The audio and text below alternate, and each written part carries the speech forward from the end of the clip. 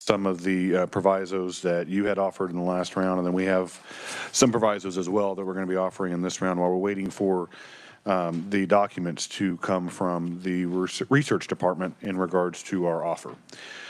So first, I would like to address the three, I would say, conceptual provisos that were made. One is in regards to, in fiscal year 2024, the Medicaid Inspector General. We have an offer that would be a, say, Senate modified, where it would be the $340,000, but no new FTEs.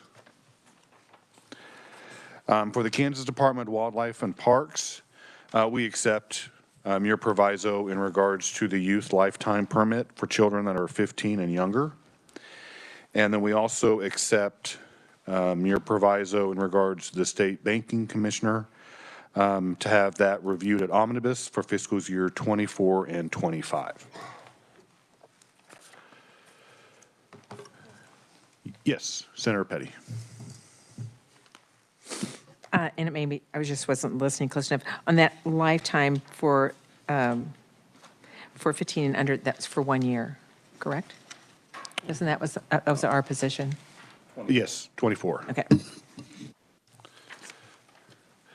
Then under the Department of Transportation, the proviso, we accept that proviso for fiscal years 24 and 25. For the Department of Commerce, regarding the STAR bonds, we accept that for fiscal year 2024. And then also with the Department of Commerce, we accept the other proviso for fiscal year 2024, that is to have the special obligation bonds up to $25 million.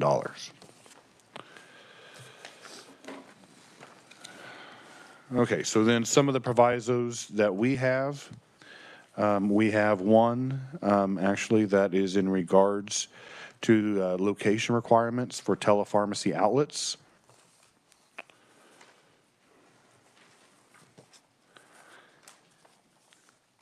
And then we have one on this one. Actually, we were going to have this put into our budget.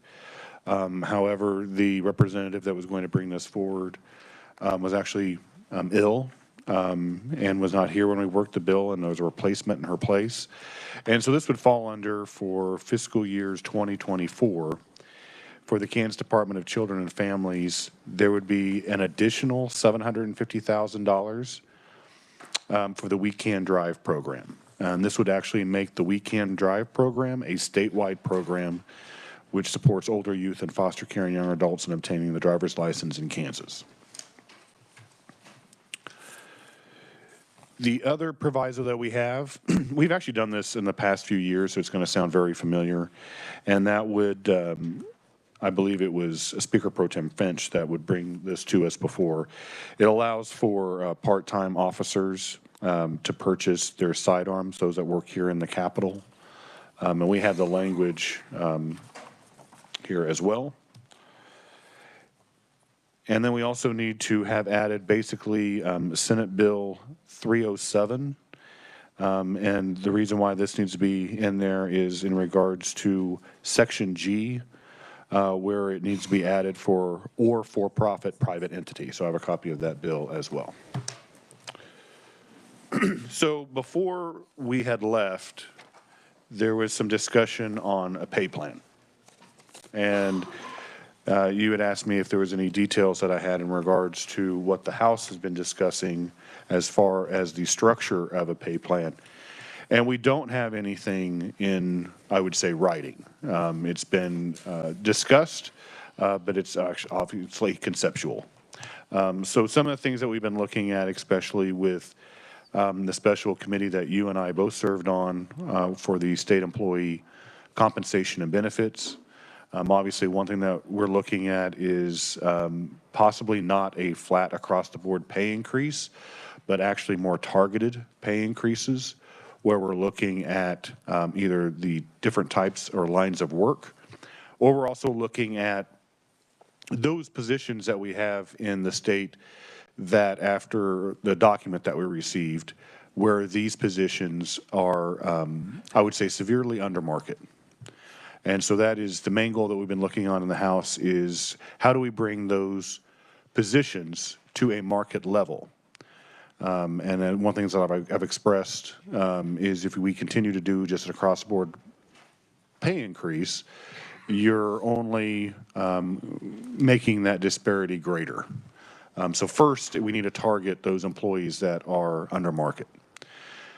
So then we're going to look at those that are either a little bit below market or a little above market or at market. So one thing that we've been discussing is a pay increase for those employees.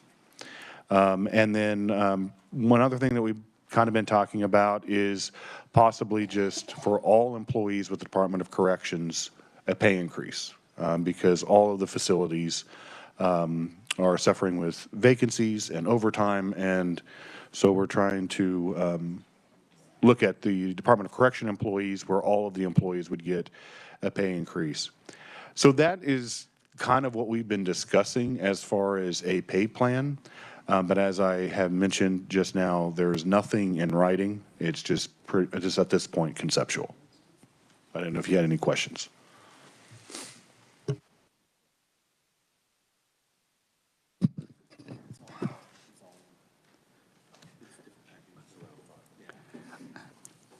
Thank you. I don't on the pay understand where you're coming from because we did hear that over the summer. But I guess on your proviso for part-time officers purchasing their weapons, their guns, do full-time retirees from like the Highway Patrol or others, are they able to purchase their guns? Is that current law? No, this was just allowing the part-time officers that we have here working in the Capitol that when they retire or leave, that they have the opportunity to purchase their firearms. Right. And we've done this very many years. Okay. But to my knowledge, no. Because I've received a few emails from retiring highway patrolmen that requested the option to purchase in theirs, and I think I even had a game warden that had sent me an email on possibly purchasing their gun when they retired, and I didn't know if we, because I think I've heard this before, like you said, but I didn't know on full-time if they were or not. Oh, it's already in the bill? Oh, it is? Never mind, it's already in the bill. We'll take that one away. Jill, could you tell me, do you know if, do you know if full-time employees are able to purchase their guns? It is my understanding, yes, that full-time employees, this is of Highway Patrol. Okay. And this proviso's been there in here for probably 10 years that allows part-time officers to purchase their firearm with a trigger lock if they have 10 years or more of service and they have to pay for it. They have to pay fair market value for it. And Okay. their employment record and performance evaluations have to be satisfactory. Okay, thank you. Appreciate the information. I'm glad we had that discussion about something that's already in the budget bill. I have a question about the proviso dealing with the We Can Drive program. Isn't that directed specifically to foster care? Yes. And we had this, was last year the first year that we had this program? I'm trying to remember. I believe so, but right now the program is only in this area of the state.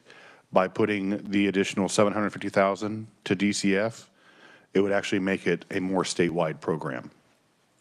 So more foster kids or children could participate in the program.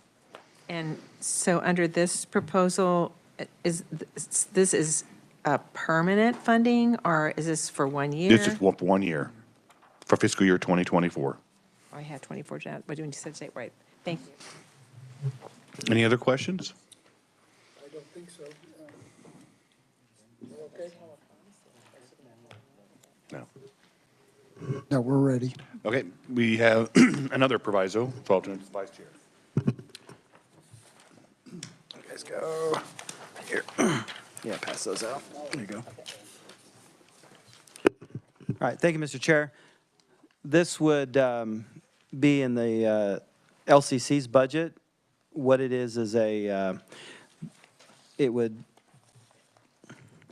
it's for constituent relation management software. It would create a proviso to go out for an RFP for a constituent program, and it would be no later than October 1st, 2023, and the initial contract would be awarded or accepted or rejected by October 15th of 2023 with initial implementation date of no later than December 1st, 2023.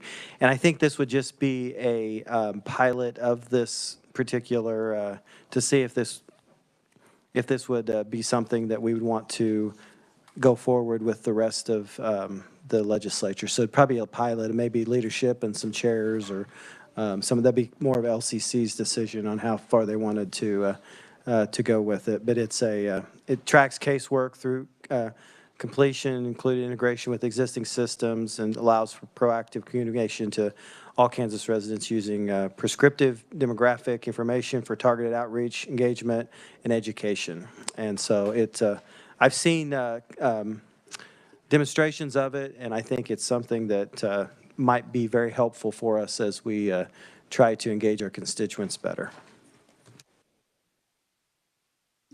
So is there funding associated with this? How much?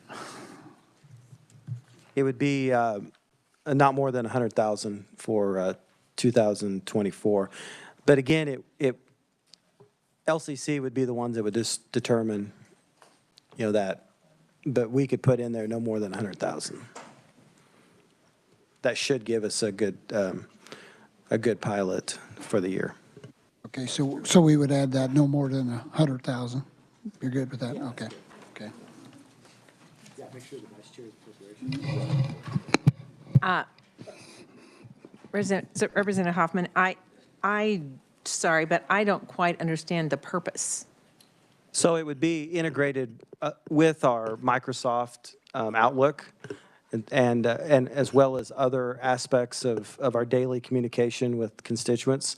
So it would give us a lot better of ability to track people email us, when we email them back, when they call us. It would all be in one system that we could then see how people are calling us, our responses back to them. It's a more robust communications package than anything we have available right now through anything that we have in our state computers. So now I mean, I don't want to sound paranoid here, but so you're going to be, so individual legislators are going to be tracked on their relationships with constituents and back and forth?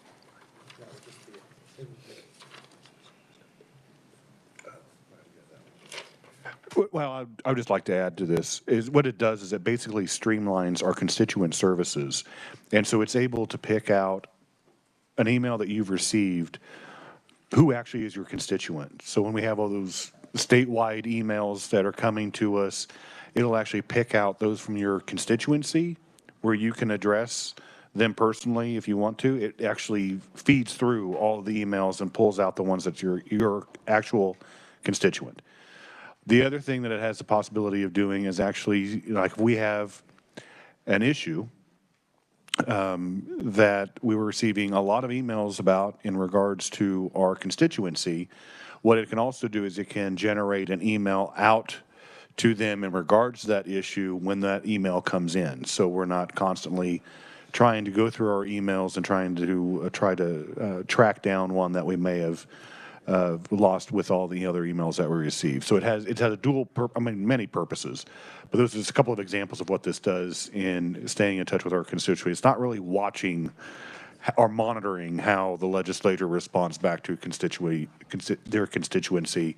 It's actually supposed to help in identifying, one, who's your constituent, and then also helping you as a legislator then respond back to the issue or concern that person may have.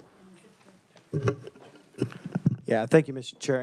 And it would be it would be no more, less private than your email that you have now back and forth to constituent.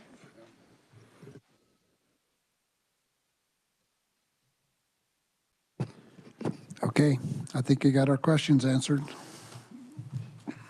So we'll go ahead. Those are, I think, all the provisos that we have at this moment.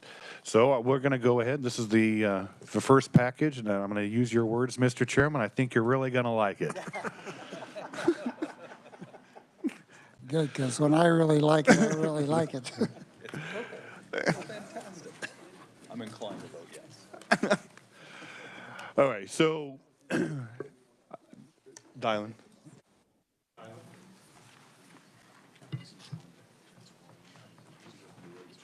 Pardon me?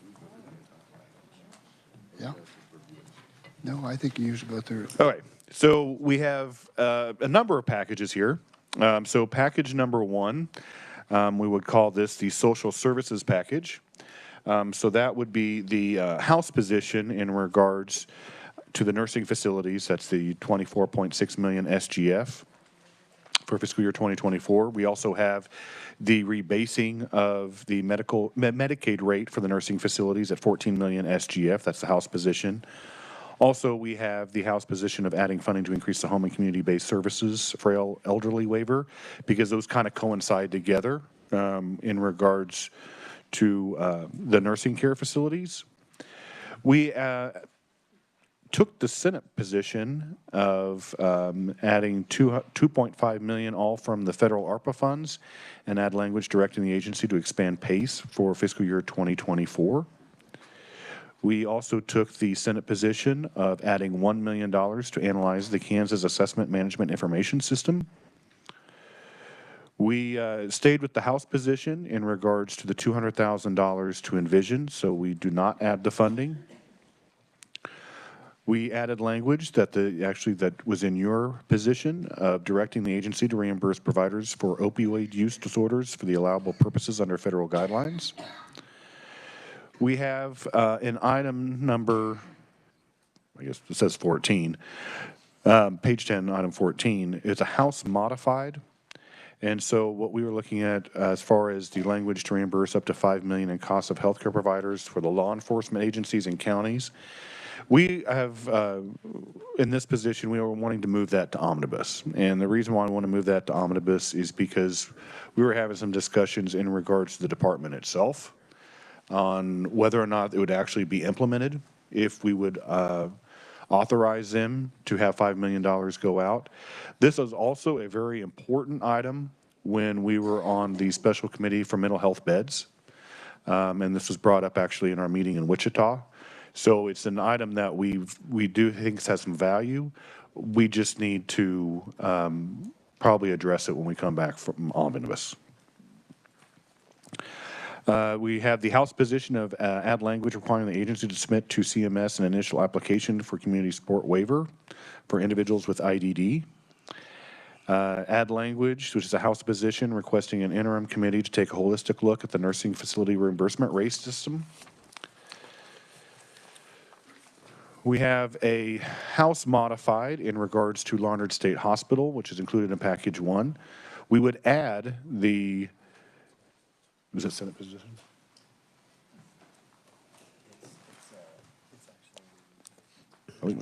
It was a Senate position. That's why it's a little confusing. So we would add your position of the approximately $45,000, but not the 6 FTEs. Kind of being consistent with what we've been doing for the last couple of days. And then we also take the Senate position of not adding the language directing the agency to reimburse providers for opioid use disorders. So that's package one. Package two is, I would say, higher ed package. So we take the House position on adding the funding and the language for the $3.8 million State General Fund of the Career Technical Education Outlay Aid for fiscal year 2024. House position on adding $2 million State General Fund to the State Scholarship Program. House position on adding $20,000 State General Fund for the full payment of annual dues to the Midwestern Higher Ed Compact.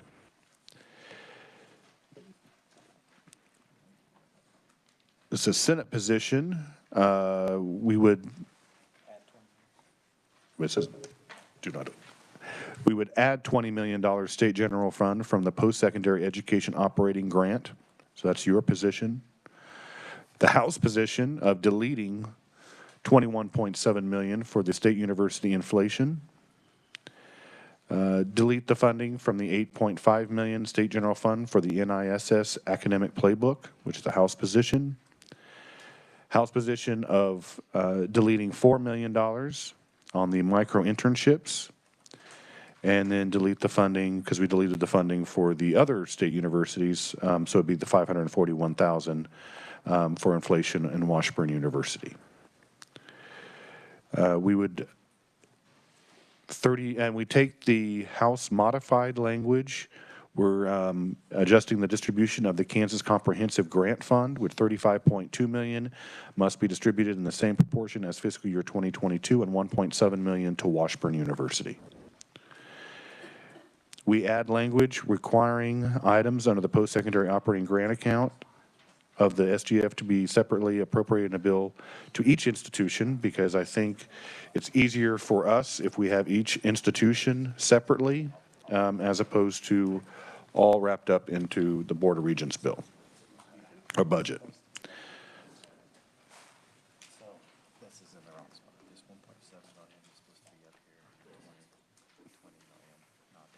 Okay, well, we'll correct it. Then on the page 3, we take the Senate position and do not add the language on the tiered and non-tiered account stating the specified formula. We take the Senate position and not add the language for the tuition for technical education. In regards to the language for diversity, equity, and inclusion, we have the House version, and we can discuss that later. And then we have the $9 million for the Emporia State Investment Account for the main purpose of helping them through with the right sizing of their university that they went through after they hired the new president.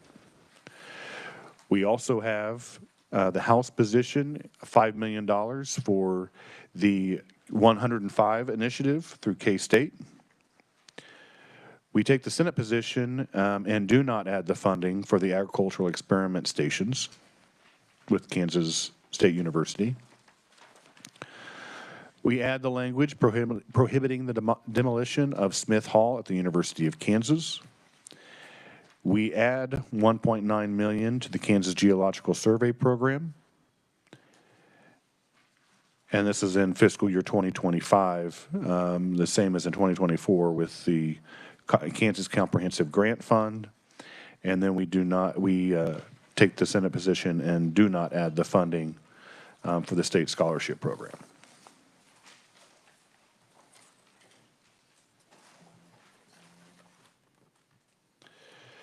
Same in fiscal year 2025, the House version regarding diversity, equity, and inclusion. Emporia State University, we want them to report back to the legislature, specifically to the Higher Education Budget Committee and House Committee on Appropriations, and if you want, we can add Senate Ways and Means on there too. In regards to how they are doing, in regards to the, as I mentioned before, the right sizing model of Emporia State University. Again, in 2025, we have the $5 million for the 105 initiative with Kansas State University, $850,000 to the Geological Survey with University of Kansas, the KSU Biomanufacturing Institute of $5 million. We add the funding. Emporia State University, Smart Kansas, $510,000 for science and math recruitment of teachers. And then also the Emporia State University Cybersecurity Center, $1.1 million SGF. Now, those two items were actually in the budget bill. So these were actually in our budget bills. They just did not get on the sheets. And the same with Pittsburgh State University, match federal grant, $4 million state general fund for the NIMA manufacturing prove-out facility. Add language for cybersecurity requests for each of the 3 cybersecurity items, state universities, Washburn, and 2-year colleges. Add the funding for the NISS academic playbooks to improve students' outcomes, which is about $8.5 million. Add the funding, financial aid and micro internship opportunities for university students, $24 million. Washburn ensuing pathways to student success, $437,000. State universities mandatory inflationary expense.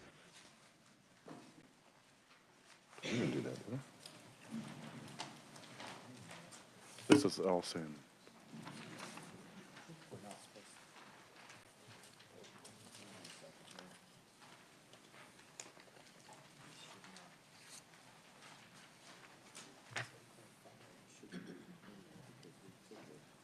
Right. Now it's all being added back in. Oh, so yeah, that's okay. This is not correct.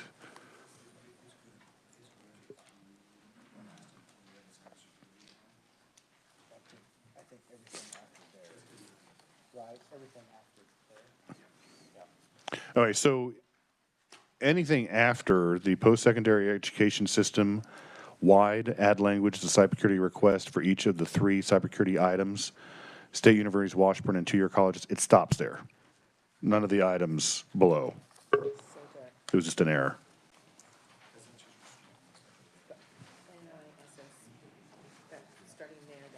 That's out, yes.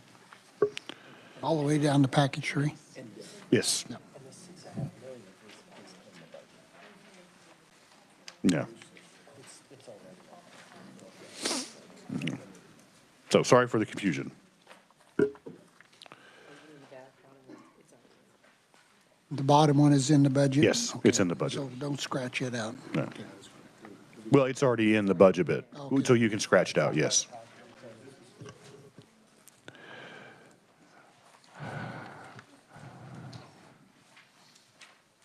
Okay, so we'll move on to package 3 with the Department of Administration. And so we delete the $6.5 million SGF and use the same amount from federal funds. That was a House position. Delete $500,000 for the state workforce study. We actually agree with the Senate and do not delete the funding and the transfer from the budget fee fund.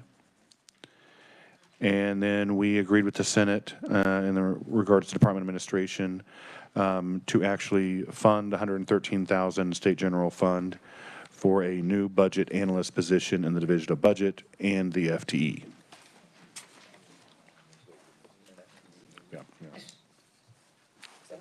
Strange, isn't it? Huh? Yeah. So this next is the Department of Commerce. And so it would be the House position. All this is from Economic Development Initiatives Fund. So it'd be $3 million for the Sunflower Summer Program. Then we do have a modification on item number 2. So we would actually fund the Returning Kansans Home marketing campaign for fiscal year 2024, but for $1.5 million. I'd like to see how that campaign goes and what the results are. So it'd start out at $1.5 million. Do not delete the $1.2 million for the international division. Delete the funding, which is a Senate position for the Murals and Public Arts Initiative within the Office of Rural Prosperity. And then for fiscal year 2025, we would continue the Sunflower Summer Program through EDIF. So in package 4, this is going to be where we're going to be utilizing unencumbered ARPA funds to fund one-time initiatives. Most of these were pulled from the budget. There was some other items that was actually discussed, recommended, and not funded through the Spark process. So the first is the Kansas State Fair. We would add $600,000 to install additional motion sensor lighting and cameras on the grounds of the State Fair. University of Kansas, for the Kansas Geological Survey Program, $3.8 million for capital improvements. Kansas Department of Revenue, They were actually, I think in our budget saying they needed 12.7 million, but actually it came out that they only 9.8 million. So that would be to the license plate replacement fund. For the Kansas Bureau of Investigation, $910,000, and add the funding to have the replacement of the HVAC system in Great Bend. This was actually the proviso that was brought to us for the Department of Commerce, the $2,950,000 to the Airport Authority, post-secondary education system wide, Washburn cybersecurity for $450,000. KDADS, this is the new wing that we also discussed in the special committee on mental health beds. So the 22 million would be utilized in the construction of a new mental health wing at Ascension Hospital in Wichita. Post-secondary education system, cybersecurity for higher education universities, so it'd be 5 million. Department of Commerce, this is one of the items that was recommended by an advisory panel and not funded. And this would be a public broadcasting studio upgrade, Western Kansas, in the same city that they're currently in, because they actually service 68 plus counties throughout the state of Kansas. And they had asked for student upgrades, and it was recommended, and it was not funded. Kansas Bureau of Investigation, new laboratory equipment of $510,000. And then on package 5, this is that package in regards to starting off with the Build Kansas matching grant that was taking the $220 million from the governor's infrastructure hub, spreading that over 4 years. The first year in fiscal year 2024 would be just $50 million because they've already received $3 million in ARPA. And then every year after that, it would be $50 million for the matching grant and $5 million for administration and consulting fees. And we're moving this, we're also moving this from the state treasurer's office, which is how it was actually entered in our bill, and we're moving it to the division of budget. And because there's some concern that there might be confusion by cities and counties on who to actually try to contact in regards to that. So that would be the same for 25, 26, and 27. And then it also adds language, let me see. Oh, to have them report to the Ways and Means and House Appropriations Committee. That's the last item. Package number 6. This all has to do with K through 12 education. So this is pretty much all of the House positions that we've been discussing for the last few days, because all of those items are in either Senate Bill 83 or Senate Bill 113. So I don't think I need to go through all of those items because we're not adding the funding, because all the funding is right now in conference with the House and the Senate. So, Mr. Chairman.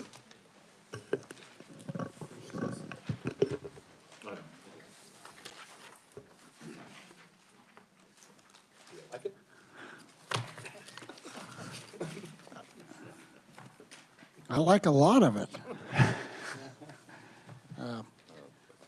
I think we'll just have to take a little time and go through and see where we're at on everything, and we'll. Now, there are a few other items that we do have on the green sheets. Okay. Yes, that's fine. So looking back on page 8, under it being package 4, so these items that are on page 8 at the top of the page, those came from where? So if you look at most of these items, all came from in here, in the green sheets. We had Ascension Mental Health. The Ascension Wing? Mental Health was actually, I believe, in both of our bills. And we had said that if there was federal money available, we would pay for the 22 million with federal dollars before SGF. And so we've identified federal dollars, so now we're saying it is going to be paid The construction is going to be paid through by the ARPA dollars. So it's in both of our bills already. We're just directing the funding of it from ARPA. Okay, so you want to go through the rest on the green sheet that wasn't included in the packages? Can't be too much.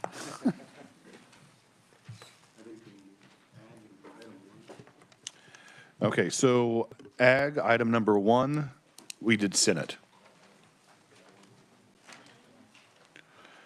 That was in the package. That's not in the package. It was No, just- it's not in the okay, package. Okay, thank you. So we took your position, so it's done now. Okay. In the Board of Tax Appeals, we have a House modified. We won't do the computer upgrades in '23, but we will in 2024. So that's our House modified. Department Administration, we're still keeping our position of the $500 million to the Budget Stabilization Fund. And then actually in item number 2, we took your position of $250,000 in '23 and $250,000 in '24.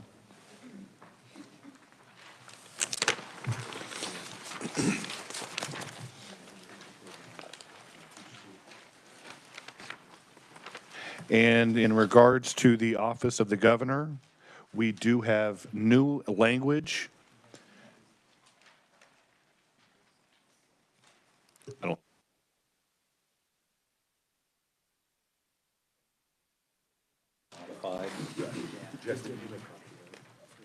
So we'll have copies made for you, but it's basically tightening the language to where it makes it more plausible for agencies to work with that language. In regards to state treasurer, we are still keeping the House position in regards to the water storage debt payments.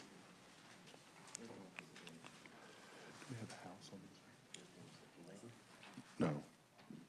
Health.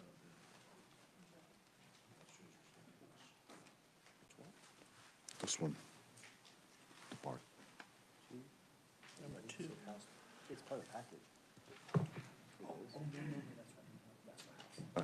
So item number 2 is House. Item number 3 is Senate.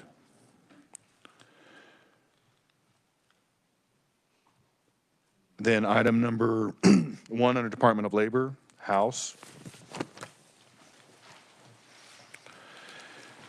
Next item should be the Highway Patrol, and we take the Senate modified position. And then there, Senator Petty, you'll see the 600,000, which is on those ARPA funds.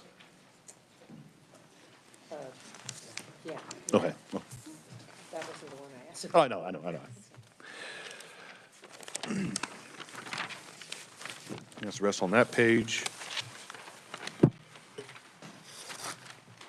Board of Regents was all in a package. Department of Education was in a package.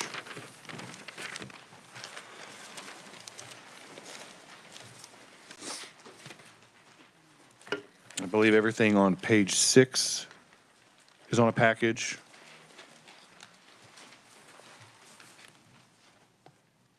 Oh, no, I take that back. So here on the Board of Tax Appeals, at the bottom of page 6, we took the Senate position because we'd fund it in '24, just not in '23, as I mentioned before.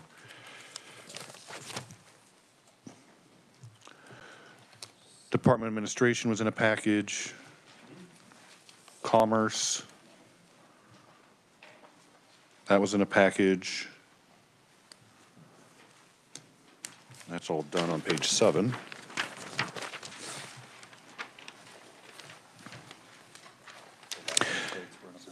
Yes. Doing the ARPA money package.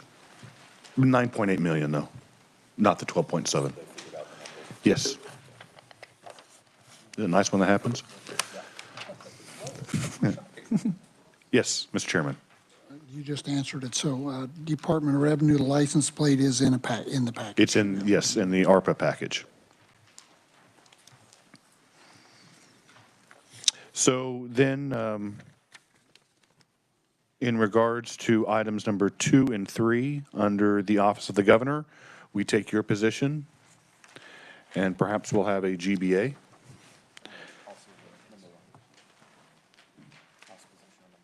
Oh, House position on number 1, sorry about that. Then on the Real Estate Appraisal Board, we accept your Senate modified to have Senate Ways and Means added.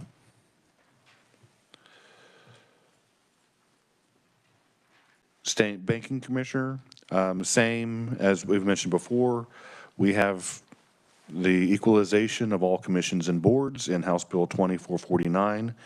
And when we were on the special committee with employee compensation and benefits, we have all these varying amounts that each board member or commission member is paid, and we just wanted to equalize it. So the House position. State Treasurer, item number 1, House. That was in a package. Both of them were in the package? State treasurer? Just item number 2, under State Treasurer. Yeah, and item number 1 is House.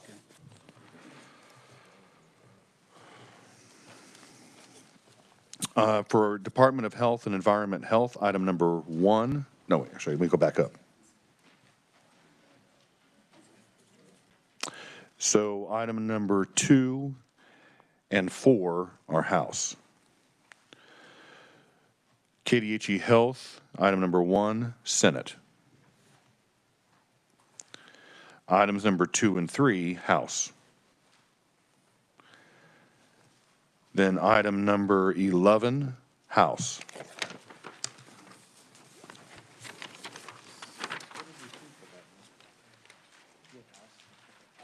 Oh, yeah, I didn't have that marked. Item number 6 is House.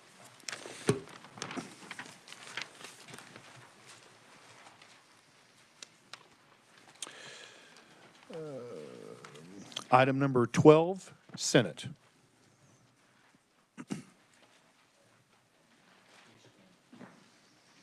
And then all the items in KDADS was in a package. Larned State Hospital was in a package. We have the new language that I believe has been passed out to everybody in regards to other statewide adjustments.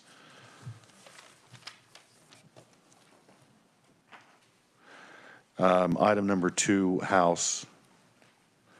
4, House. 5, Senate. And 6, Senate.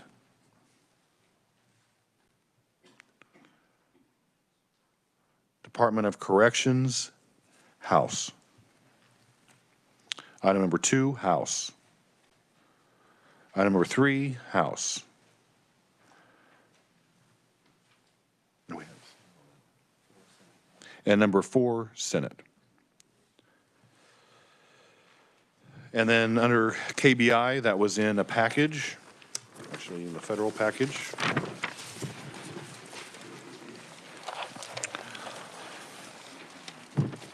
And then the language,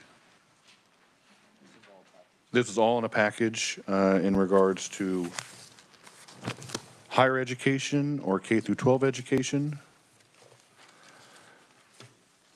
That was in a package. Board of Cosmetology, we accepted the Senate modified. Package. Local ad valorem tax reduction fund, House.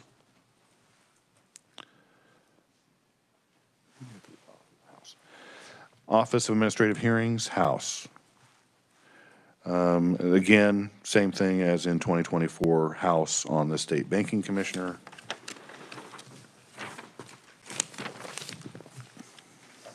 What'd you do on the bottom, last one? Bottom.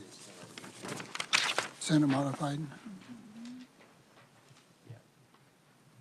Yeah, we took the Senate modified.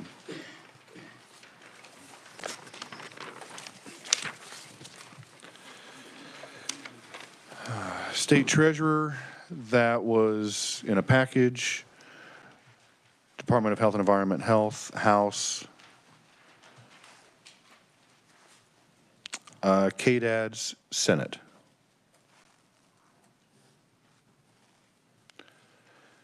Then we had other statewide adjustments, House, and then Senate on item number 4.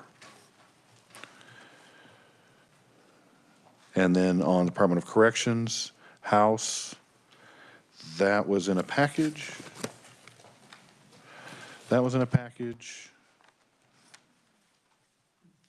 And then the only thing on page 15 that's not in a package is Department of Corrections, item number 1, and that'd be House.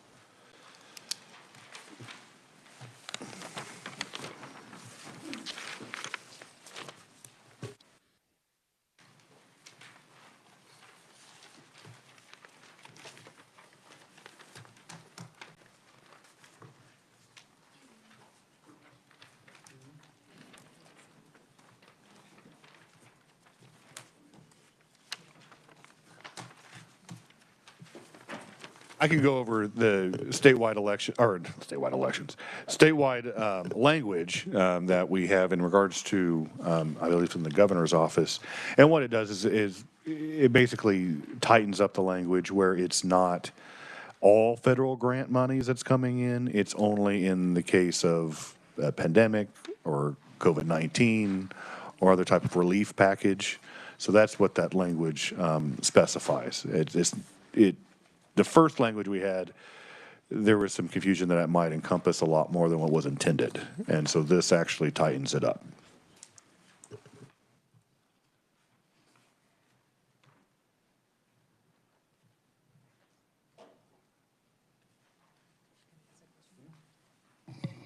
You're saying it tightens it, but does it, and I'd have to look back, but does it also expand it? Because it also says any other unforeseen public health emergency or any national recession or other currently unknown national emergency during fiscal years 24 and 25. Well, that's the intent. Because if there's any federal dollars that happen to be received by the state of Kansas, like when we received the CARES 1, the CARES 2, or the ARPA funds, then we would want to have legislative oversight. And so if there is any type of recession dollars that would come in, if there is a recession that's going to be happening, that the federal government would give to the state as far as relief, it would come under legislative oversight. Where a lot of the federal money that came in during CARES 1 and 2 and ARPA did not. So would this then pertain to dollars that come directly to the state, or any dollars that come into the state? Discretionary funds. So it'd be the discretionary funds that the state of Kansas receives through the federal government because of a pandemic, recession, whatever, I mean, in those cases. But discretionary funds. If it's a direct allocation for something, no. So if it's like the ESSER funds that had to go directly through the Department of Education? That would not count, no. Just discretionary dollars.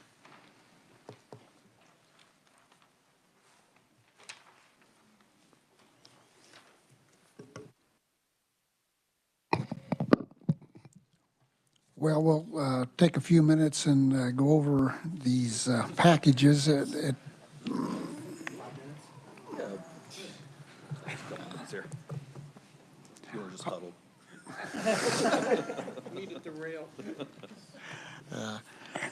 I'm guessing that, let's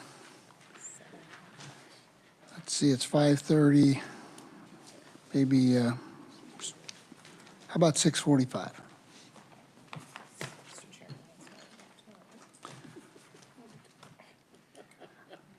He wants to go at 6:30.